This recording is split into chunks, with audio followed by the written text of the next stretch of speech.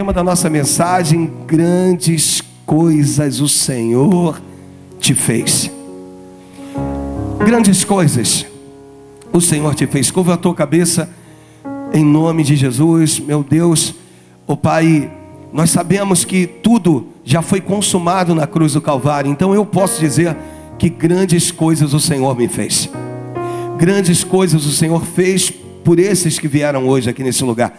Usa-me conforme a tua vontade, conforme o desejo do teu coração, meu Deus, e encha os nossos corações de temor e tremor, meu Deus, ó Pai, e ensina-nos, Deus, o que esse texto quer dizer, o que esse texto fala, ó Pai, em nome de Jesus. Aos que creem, digam amém e amém. Versículo de número 1 do capítulo de número 5, segundo o Evangelho segundo Marcos, diz: e chegaram a outra margem. Repita comigo: e chegaram a... Você sabe que o que antecedeu essa chegada a outra margem foi uma dificuldade enorme que teve quando eles entraram dentro da embarcação. Jesus vira para eles no capítulo 4, que nós não vamos ler, no versículo 35, Jesus vira para eles e diz: passemos para outra margem. Repita comigo: passemos para outra margem. Aí no capítulo 5, no versículo 1, diz que eles chegaram a outra margem. Então mostra que quando Cristo disse passemos para outra margem, ele estava dizendo o seguinte: olha, eu concluo a chegada antes da partida. Eu estou dizendo para vocês que nós chegaremos a outra margem, que comigo há garantia de chegar a outra margem. Eu sou aquele que conclua a chegada antes da partida. Os discípulos estão na areia e de repente Jesus vira para eles assim: ó, nós vamos entrar na embarcação e nós vamos passar para outra margem. Me ajuda, nós vamos passar para outra margem. Só que no meio do caminho se levanta uma tempestade. Repita comigo: se levanta uma tempestade. Nós vamos observar que na revista atualizada, em Marcos, no capítulo de número 4, a partir do versículo de número 37, o texto diz o seguinte nesse texto, ou a partir desse versículo: ora, me ajuda, levantou-se um grande, e as ondas se arremessavam contra, de modo que o barco já estava a encher-se de água. E Jesus estava na popa, dormindo sobre o travesseiro, e eles o despertaram e lhe disseram: mestre, não te importa que pereçamos? E ele, despertando, me ajuda, ele repreendeu o vento. Você vai observar nesse texto que Jesus repreende. Repita comigo: Jesus repreendeu. Só se repreende demônio. Porque na outra feita, em que Jesus anda por sobre o mar e entra na embarcação, onde também eles estavam sendo assolados por uma tempestade, o texto mostra que Jesus aquietou. Repita comigo: aquietar é diferente de repreender. Isso já começa a me mostrar e te mostrar que na minha vida e na sua vão existir tempestades e tempestades, tempestades e tempestades.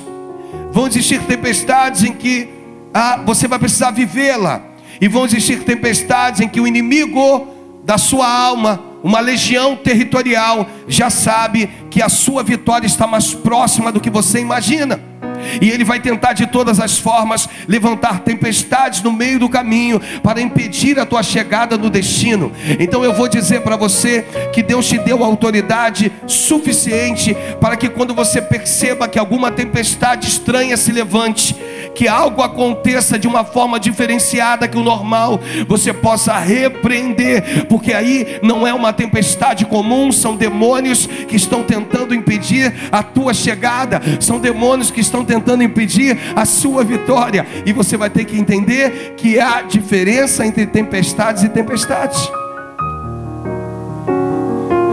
Numa tempestade, ele simplesmente aquieta, Luiz. Na outra tempestade, Jesus vai lá e repreende, mostrando que naquele território, em Gadá, aquela legião territorial que já estava naquele lugar, aquela legião já sabia da presença do Cristo que estava a caminho de Gadá. Jesus vai agadar por um gadareno. Aqueles demônios, quando aquele endemoniado se apresenta a Cristo, o texto diz que Jesus vira para eles e diz assim: qual o seu nome? E eles vão dizer Legião. Repita comigo, Legião. E eles vão dizer, porque somos muitos. Repita comigo, porque somos muitos. E nesse exato momento, eles começam a dizer: que temos nós contigo? Não nos impeça, não nos perturbe. E aí você vai observar, e clamando com grande voz, diz: que tenho eu contigo, Jesus, Filho do Deus Altíssimo? Conjuro-te por Deus que não me atormentes. Aí no versículo seguinte, no versículo de número 9, o texto vai dizer assim, e perguntou-lhe: qual o teu nome? Eles respondem e tal, porque somos muito. Aí no 10, aí começa a desenrolar: e rogavam-lhe muitos que não os enviasse fora daquela província. Esse texto mostra que existem demônios territoriais, e aquela legião estava assolando um território. Eles viram para Cristo e diz o seguinte: olha, Senhor, não nos retire dessa província. Tem ali uma manada de porcos, nos permita entrar naqueles porcos, nós vamos entrar. A Bíblia diz que eles se lançam de espinhadeiro abaixo, os porcos morrem, mas os demônios não morrem. Eles permanecem no território. E aqui tem algo importantíssimo para você. Por que Jesus não expulsou aquele demônio daquele território? Ele tinha poder para isso, sim ou não? Por que ele não expulsa aquele demônio daquele território? Porque Jesus não está preocupado com o território, Jesus está preocupado com as pessoas que compõem o território. Há um texto que diz que feliz a nação cujo Deus é o Senhor. E nós não entendemos isso muito bem. Aí você leva isso para a nação brasileira. Amado, isso é muito mais do que um território. Feliz a nação cujo Deus é o Senhor. São as pessoas que compõem o território. Você é a nação. Aonde você for, a presença de Deus vai contigo. Você é a nação. Aonde você vai, Deus vai com você. Você é a nação. Você é aquele que santifica o lugar que você planta, que você coloca os seus pés. Você é o lugar que abençoa o lugar quando você coloca as suas mãos. E feliz a nação cujo Deus é o Senhor. E Cristo não estava no coração dos gadarenos. Jesus já sabia que ele seria expulso daquele lugar, convidado a sair. Então ele resolve não brigar com aquela legião. Por quê? Porque se ele lança aquela legião, se ele manda aquela legião embora, daqui a pouco aquele território vai abrir novas brechas, e os demônios vão voltar para aquele lugar, e ele sabia disso. Eu vim dizer para você aqui que existem situações na sua vida que enquanto você não fechar essas brechas, o Senhor não pode agir na totalidade. Enquanto as brechas não forem fechadas, Deus não pode agir na totalidade. Eu vou repetir porque o Espírito Santo está me mandando repetir. Enquanto você não fechar as brechas, o Espírito Santo não pode agir na totalidade na sua vida. Jesus vai lá, ele entende o pedido de uma legião e atende. E Lu permitiu, olha que coisa, Jesus permitiu que uma legião permanecesse num território. Mas teve um porém aí: vocês vão permanecer nesse território, mas nesse homem nunca mais. Então eu vim aqui mostrar para vocês a importância que tem. Primeiro, vão existir tempestades e tempestades na vida de vocês. Vão existir tempestades que tu está achando que é normal e não é. Ela é 100% espiritual. Então usa a autoridade e poder que Deus te deu para pisar de serpentes e escorpiões, e dano nenhum vos causará. Começa a repreender, começa a abrir a tua boca. Começa a dizer para esse demônio do inferno que está tentando assolar. Ele sabe que Cristo está chegando. Ele sabe que daqui a pouco. Você sabe como que eu sei que ele sabe? O versículo 1 de Marcos, no capítulo número 5, e aí na revista, e daqui a pouco na revista, na RC, diz o seguinte: e chegaram a outra margem do mar, na província dos Gadarenos. Aí saindo, me ajuda, saindo ele lhe saiu logo, Jesus foi recebido pela legião. O primeiro, quando ele coloca os pés, quem o recebe? A legião. Ela que recebe é Cristo. Por que recebe? Porque aquela legião queria logo resolver o seu problema. Senhor, nós vamos embora ou vamos permanecer? Eu vou repetir: Senhor, nós vamos embora ou vamos permanecer? Porque eu reconheço aquele que está sobre a tua vida. Sabe, é como quando você chega, é mais ou menos isso. É quando o demônio ele diz: nós vamos embora ou vamos permanecer? Você viu aqueles homens brincando, tentando expulsar demônios? De repente aquele demônio manifestado diz o seguinte: olha, eu conheço a Paulo e também conheço a Jesus, mas vós quem sois? E aí eles tomam uma coça, apanham. Então existe uma autoridade, e aquela legião sabia que existia uma autoridade sobre a vida do Filho de Deus. E a pergunta deles: nós vamos embora ou nós vamos permanecer? O Senhor vai deixar a gente ficar? Eu quero pedir para ficar, mas se o Senhor não deixar, nós vamos ter que ir embora. Por quê? Porque toda a autoridade está sobre a tua vida. Eu vim dizer para você que quando você é chamado de cristão, você é pequeno Cristo na terra. Então a autoridade que estava sobre a vida de Cristo, hoje ela é exercida através da tua vida nesse lugar. E o Espírito Santo quer começar a mostrar a tua importância nisso tudo aí. Você fechou a sua boca, você não compreendeu algumas coisas. E eu volto a repetir: por que Cristo permitiu? Por que Ele permitiu? Ele permitiu porque aquela cidade, ela tinha brechas, portas abertas. Cristo permite, mas vira e diz: nele, no gadareno, nele tu nunca mais vai tocar. Eu tenho uma dificuldade em entender a respeito de um homem que resolveu viver no sepulcro, fez a sua casa no sepulcro, um lugar afastado da cidade. Normalmente um cemitério é um lugar afastado da cidade, afastado de casas. Por quê, pastor? Porque é um lugar que mesmo que pessoas sejam sepultadas, cheira mal. Esse homem decide viver nos sepulcros, isolado de todos. E para não bastar, agora ele é acorrentado.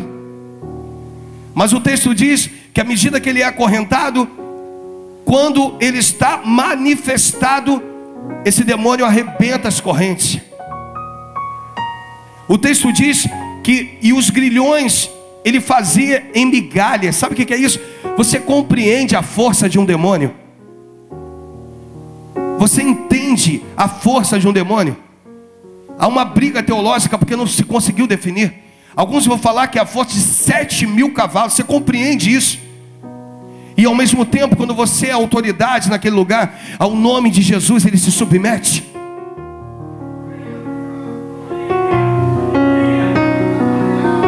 A força de um demônio, ao ponto de arrebentar correntes. Fala comigo. E o texto diz que ele arrebentava as correntes, e depois os homens iam lá e o acorrentava de novo. Repita comigo: os homens o acorrentavam. E a gente observa aí uma grande inversão de valores. Normalmente quem acorrenta é Satanás.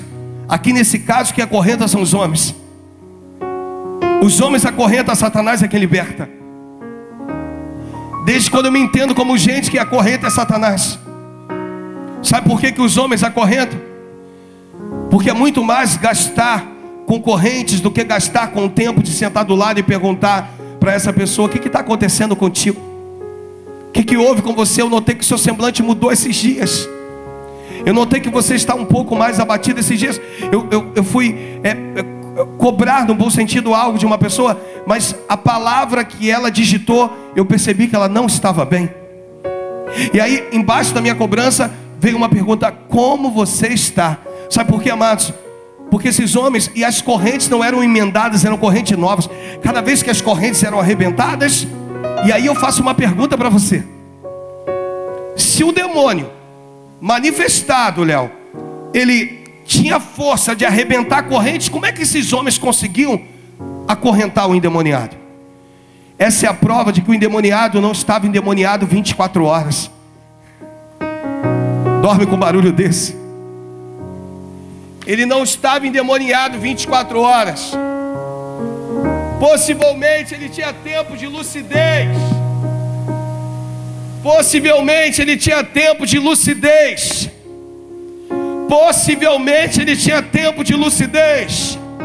E no tempo de lucidez, onde essa legião não estava sobre a vida dele, os homens exerciam força, e podiam, e faziam, e investiam. Como pastor? Iam lá, compravam correntes novas. Eles perdiam tempo, dinheiro, comprando correntes, grilhões, mas não perdiam tempo e nem dedicavam a chegar e sentar do lado e perguntar: como é que você está? Você tem noção como está essa pessoa do teu lado? Ou próxima de você, você tem noção o que ela tem vivido? Nós estamos investindo boa parte do nosso tempo em acorrentar, porque você detecta um problema e é melhor isolar esse problema. Porque se você isolar esse problema, dá certo. Às vezes é um problema que tira o teu sono. É um problema chamado de opróbrio. O que é isso, pastor? Te deixa com vergonha. E o que eu faço com esse tipo de problema? Eu isolo ele, eu acorrento ele. Mas hoje o Espírito Santo está me usando para dizer para você que você não pode acorrentar, porque esse papel não é seu. Você foi chamado para soltar, para libertar, para fazer livre o algemado. Você foi chamado para fazer valer Isaías lá no 61. Você foi chamada para fazer cumprir a palavra de Deus. Você foi chamado para fazer valer esse texto. O Espírito do Senhor, me ajuda, o Espírito do Senhor está sobre mim, porque o Senhor me ungiu para pregar, me ajuda, boas novas. Enviou-me a curar os quebrantados de coração, a proclamar libertação aos cativos, a pôr em liberdade os algemados. Você foi chamado para pôr em liberdade os algemados. Não pode ficar algemando ninguém. Homens algemando, Satanás soltando, quando deveria de ser Satanás algemando e homens soltando. A gente não entende isso. Pessoas isolando-se, ou pessoas que estão vivendo isoladas, estão no canto. E para não bastar, esse homem sobe os montes e começa a gritar. Ele tenta chamar a atenção. Quando ele percebe que não consegue, ele começa a se talhar. Olha que coisa. Ele se corta com pedras. Só que a Bíblia diz que Jesus está no caminho, que Jesus está chegando. A embarcação está se aproximando da praia. Você não entendeu? Eu vou repetir: Jesus está chegando. Toca nessa amada do teu lado, diz para ela: aquieta o teu coração, porque existe um Deus que já viu a sua vergonha. Existe um Deus que já contemplou o seu sofrimento. Existe um Deus que já recolheu as tuas lágrimas. Existe um Deus que já determinou o fim. Ele está chegando. Vira para essa pessoa e diz: Ele está chegando. Ele vai desembarcar. O endemoniado vai deixar de ser. Ele vai se tornar livre. O problema vai ser resolvido. Deus vai fazer milagres. Deus vai operar. Deus vai agir. Não se preocupe. Se existem homens te aprisionando, hoje o Senhor está te libertando. Se existem coisas que te prendem, hoje o Senhor está te fazendo livre. Livre, livre, livre, livre. Toca nessa pessoa do teu lado e diz: Deus está indo na tua Gadá. Diz: Jesus vai entrar na sua Gadá por sua causa.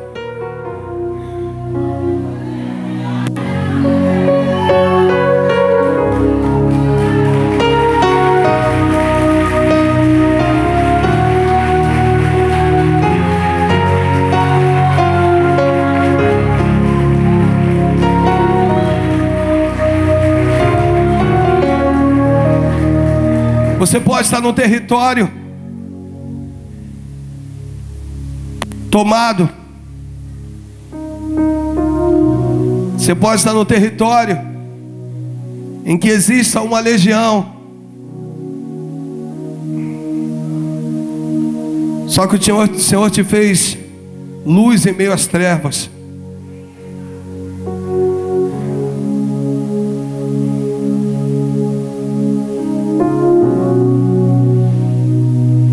Quando você menos esperar,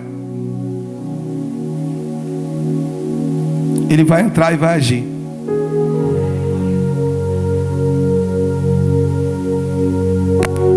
Nós vamos ver a partir do versículo de número 7. E clamando com grande voz, disse: que tenho eu contigo, Jesus, Filho do Deus Altíssimo. Conjuro-te que por Deus não me atormente. Versículo de número 9. Ele diz: e perguntou-lhe qual o teu nome. Respondeu dizendo: Legião é o meu nome, porque somos muitos. E rogavam-lhe muito que não enviasse para fora daquela província. E andava ali pastando um monte, me ajuda, no monte, uma grande manada de porcos. Repita comigo: manada de porcos. Em Gadá, eles tinham como base na sua economia a criação de porcos. Eu vou repetir para você: em Gadá, eles tinham como base da sua economia uma grande, ou melhor, uma criação de porcos. Poderia dizer que o porco é um bicho? Poderia? Então os gadarenos cuidavam de bichos. Você concorda comigo, sim ou não? Posso usar esse termo? Posso? Os gadarenos, o que eles faziam? Eles cuidavam de... Posso dizer bichos? Ele cuidava de bichos. No versículo de número 3 em diante,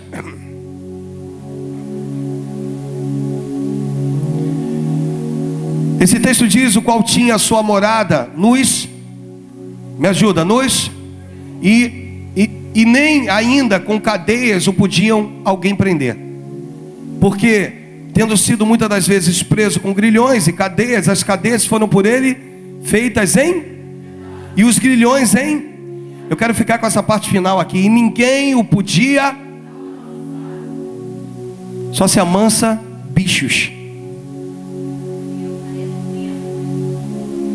Os gadarenos cuidavam de bichos, porcos. Eles estavam tão habituados a cuidar de bichos. E aí, agora o endemoniado, ele era tratado como bicho. Eu vim dizer para você que essa situação que você vive, às vezes é tão deplorável. Esse marido que chega embriagado e tu tem vergonha. Ele passa na rua, o filho finge que não vê o seu pai, porque tem vergonha dele. Essa mãe que sabe que seu filho está drogado, no lixo, na sarjeta, olha para o pastor. Mas quem foi chamado para tratar os homens como bicho são os insensíveis, aqueles que tinham uma legião no comando de Gadá. Eu vim hoje dizer para você que não importa a sua luta, não importa o que você tem vivido, mas esse bicho não é bicho. Esse bicho é um homem, esse bicho é seu marido, esse bicho é seu filho. O mundo pode classificar ele como bicho, como animal irracional, como aquele em que eu preciso amansar, mas contigo não, com você não. Jesus não te trata como bicho, não trata o teu marido mesmo lá, ainda nas drogas, na sarjeta, como bicho. Trata eles com amor. Existe um processo e o dia certo. Eu não sei qual é o dia, mas eu acredito num dia em que esse filho que você tanto ora vai se render ao Senhor Jesus. Ele não é um bicho. Ele não é um bicho. Ele não é um bicho. Continue orando por ele. O mundo está dizendo que ele é um bicho, mas para você ele é teu filho, ele é teu marido, ele é tua filha, você está entendendo, tua esposa. Ele não é um bicho, ele não é um bicho, ele não é um bicho, ele não é um bicho, ele é filho. Ele vai se render, ele vai se render, ele vai se render, ele vai se render.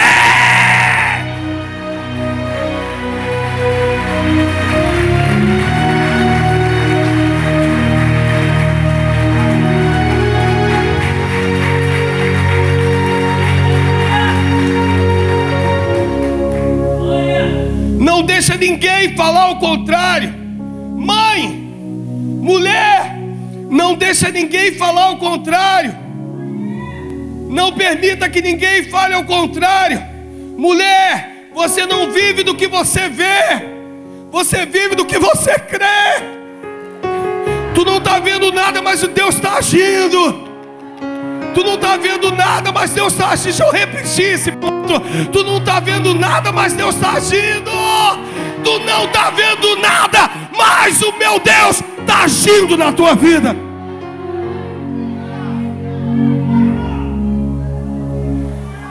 Repita comigo: ele não é um bicho.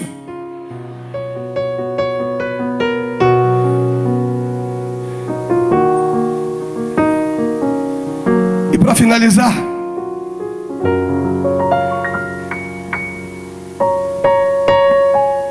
lá no versículo 17, as meninas podem se preparar, por favor.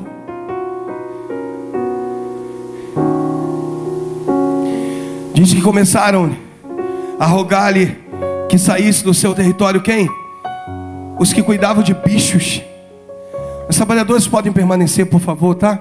Só segurar um pouquinho, por favor. Vai ter a dança primeiro, depois a gente vai tirar a oferta. Perdão, a gente vai impetrar a ceia. Desculpa, gente. Pastor, é o resfriado, a gente não fica, me perdoa. Nossa linha de raciocínio. E começaram a rogar-lhe para que saísse do seu território. Quem começou a rogar? Os cuidadores de bichos. Eu não quero esse Cristo aqui. Os porcos que nós levamos o nosso dinheiro para casa porque cuidamos de porcos, eles morreram. E eles começaram a pedir a Cristo que fosse embora. E é interessante que em alguns versículos anteriores, eu não vou citá-lo para a gente ganhar tempo, diz que aqueles que cuidavam dos porcos foram até a cidade. Foram até a cidade para contar para os porqueiros, para os caras que cuidavam de porcos. Aí chegam lá, conta a situação, eles vêm para ver. Repita comigo: eles vieram para ver. Vai, para tu não perder a linha de raciocínio. Eles vieram para ver. A minha impressão que eu tinha é que eles vieram para ver o endemoniado que vivia nos sepulcros. Não, eles vieram para ver os porcos. Por quê, pastor? Porque os porcos eram mais importantes que o endemoniado. Aí eles chegam para Jesus e dizem assim: Senhor, sai daqui.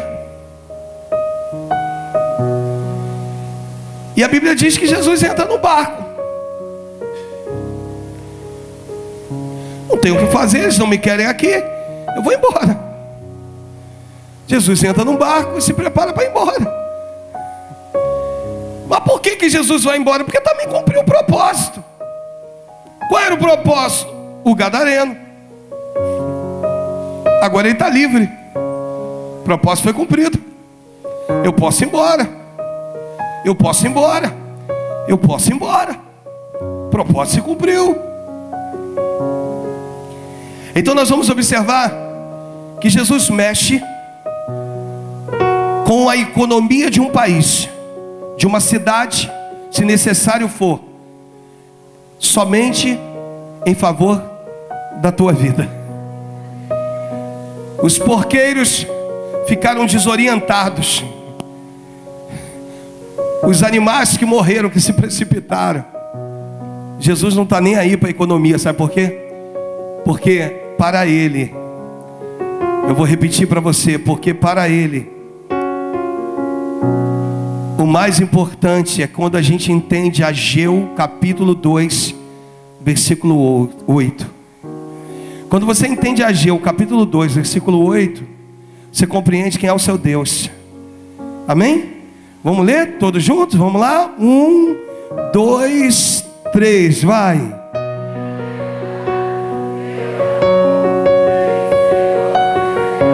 Eu posso mexer no território, eu posso mexer na finança, sem mexer na vida de vocês. Eu posso mexer com os porqueiros, eu posso mexer com a economia desse país, sem ter que tocar na tua. Eu posso fazer, porque eu sou Deus, porque minha é a prata, meu é o ouro. Minha é a prata, meu é o ouro. Minha é a prata, meu é o ouro. Minha é a prata, meu é o ouro, diz o Senhor dos exércitos.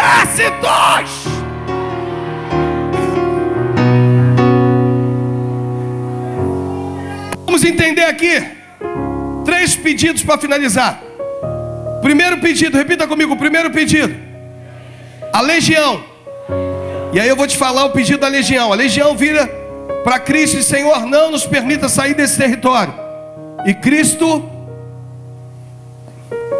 Senhor, nós queremos ficar aqui. Cristo permitiu. Faz assim: Cristo permitiu. O segundo pedido foram dos porqueiros, dizendo: Jesus, versículo 17, vai embora. E ele também se permitiu. Se ele decide ficar, ele fica, ele é Deus. Mas ele se está entendendo, Luiz? Ele se permitiu e vai dizer o seguinte: vou sair. Vocês não me querem aqui, mas saiba vocês que se eu quiser ficar, eu ficarei. Mas eu vou me permitir ir embora. Então a legião, ele obedeceu. Os porqueiros, ele atendeu. A legião, ele permitiu. Os porqueiros, ele permitiu. Aí chega o que era endemoniado. Ameaça entrar no barco. Aí o versículo 19 diz o seguinte: Jesus, porém, ele permitiu a legião, permitiu o porqueiro. Mas quando chegou na hora do ex-endemoniado, que agora o cara está são, agora o cara tem roupa, agora o cara está bem, está com o cabelo penteado, tomou banho. Você sabe por que o texto vira? Vamos mais embaixo, acha o texto para mim, onde ele está vestido. Acha esse texto, esse versículo para mim aí, Mateus. Que número é? Deixa eu dar isso aqui, porque isso aqui Deus me deu agora aqui para mim te dar. Ele está vestido, ele tá, é esse. E foram ter com Jesus e viram um endemoniado, que tiveram que a legião assentado. Vai! Pergunta, pastor, por que ele está vestido? Sabe por que Jesus coloca... E uma outra coisa, quem o vestiu? Quem o vestiu? Só estava Jesus e o endemoniado. Quem o vestiu? Repita comigo: Jesus o vestiu. Por que Jesus o vestiu? Pergunta, por que Jesus o vestiu? Sabe por que Jesus o vestiu? Porque agora, aquilo que eram marcas na vida dele, que eram feridas, Jesus o veste para dizer: eu estou cobrindo as suas feridas. Eu estou cobrindo as suas feridas. Eu estou cobrindo a tua vergonha. Eu estou cobrindo a tua vergonha. Esse camarada que está te fazendo vergonha, esse marido, eu vou voltar a dizer, que tem feito vergonha, esse filho que tem te feito vergonha. Hoje eu vim aqui anunciar que Jesus está dando vestes. Primeiro libertando, diga amém. E dando vestes para ele. Por quê? Porque agora ele está cobrindo a vergonha. Você está entendendo? Diga amém. Repita comigo: existe um Deus que cobre a vergonha. E as cicatrizes vão estar por baixo da roupa. Só vai saber o Cristo que vestiu. Só vai saber o Cristo que vestiu. Meu Deus, deixa eu parar de pregar, Jesus. Versículo 19, eu prometo. Agora eu termino. Aqui são 3, né? Eu botei 4, mas são 3. 1, 2, 3. Eu já vi pessoas falando assim: gente, 3 coisas Deus quer fazer. Aí eu olhava. 3 coisas. Para 3. A legião, ele permitiu ficar no território. Se permitiu ir embora porque os barqueiros, os porqueiros pediu para ele ir embora. Quando chega na hora do ex-endemoniado, que agora está de roupa, tá bem tratado, está bonitão, diz: Senhor, eu quero ir contigo. Aí o texto diz que Jesus não, Lu, mas disse o seguinte: vá e para. Esse texto aqui é lindo, amados. Jesus vira para eles assim: olha, quer fazer a obra? Toca nessa pessoa do teu lado, fala bem baixinho aí se tu tem. Quer fazer a obra de Deus? Comece lá dentro da tua casa.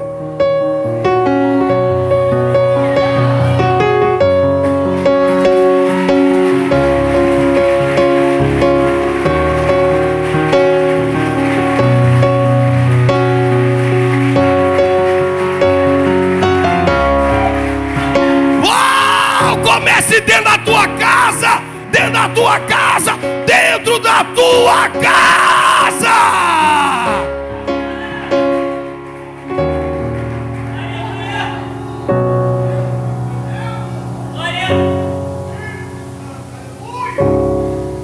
Anunciar-lhes quão grandes coisas o Senhor te fez. Tu tem que sair desse culto hoje para promover esse culto lá dentro da tua e anunciar, tema da nossa meditação, e anunciar. Quando? Hoje aqui.